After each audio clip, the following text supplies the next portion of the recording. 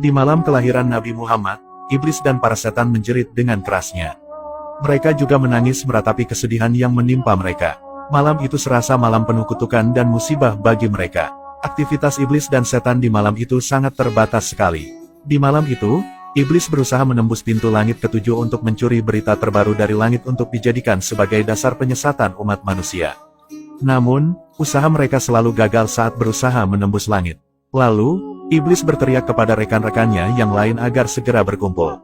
Lalu, iblis tersebut ditanya oleh para setan, "Apa yang membuat kau ketakutan?"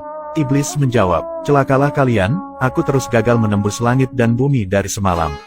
Ada peristiwa besar yang telah terjadi di bumi sebagaimana apa yang terjadi saat Tuhan menciptakan Nabi Isa putra Maryam. Maka, pergilah kalian dan lihatlah apa yang sedang terjadi." Setan-setan pun lalu berpencar ke seluruh penjuru dunia untuk memastikan apa peristiwa besar yang sedang terjadi.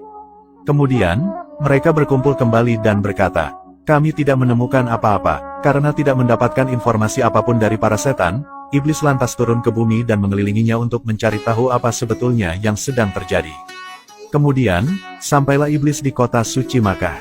Di sana ia melihat ada sebuah rumah yang dikelilingi oleh para malaikat. Iblis kemudian berusaha masuk ke sana tetapi tidak berhasil. Hingga kemudian, ia lantas berubah menjadi burung kutilang, lalu berhasil masuk hingga bisa menemui malaikat Jibril.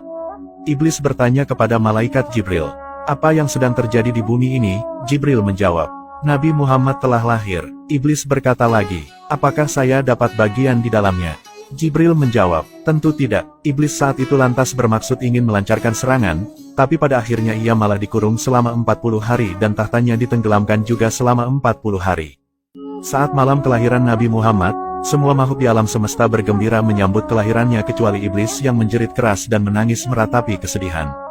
Syekh Bakiyuddin bin Muhlat dalam tafsirnya menjelaskan, bahwa iblis pernah menjerit dan meratap sedih sebanyak 4 kali. Yaitu ketika dilaknat, ketika diusir dari surga, ketika Rasulullah dilahirkan, dan ketika diturunkannya surat Al-Fatihah. Dalam kitab Al-Khosyoisul Kubro, Imam Jalaluddin Asyuti menjelaskan, bahwa tatkala Nabi Muhammad dilahirkan, langit kala itu menyinari bumi dengan begitu terangnya. Iblis lalu berkata, "Di malam ini telah dilahirkan seorang anak yang akan merusak semua rencana kita untuk menyesatkan umat manusia." Lalu para punggawa iblis berpendapat, "Bagaimana seandainya Anda pergi menemuinya lalu Anda merusak akalnya?"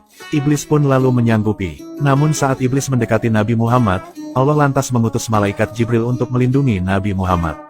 Iblis lalu ditendang hingga terlempar jauh sampai ke tanah Aden di Yaman. Imam Asyuti juga menjelaskan, bahwa iblis sebelumnya bisa menembus langit ketujuh ketika Nabi Isa alaihi salam lahir. Namun saat Nabi Muhammad lahir, ia terhalang dan hanya bisa menembus langit keempat. Setelah peristiwa itulah iblis tidak bisa lagi menembus langit untuk selama-lamanya. Saat ini, di tengah banyaknya penghinaan terhadap Nabi Muhammad baik yang dilakukan orang-orang kafir maupun mereka yang mengakui sebagai muslim, sebaiknya mari kita sedikit merenung. Dahulu, alam semesta berbahagia menyambut kelahiran Nabi Muhammad sang pembawa kabar gembira dan penebar rahmat. Rasa bahagia ini adalah sesuatu yang sangat manusiawi ketika seseorang mengingat kenikmatan yang Allah berikan pada seorang muslim.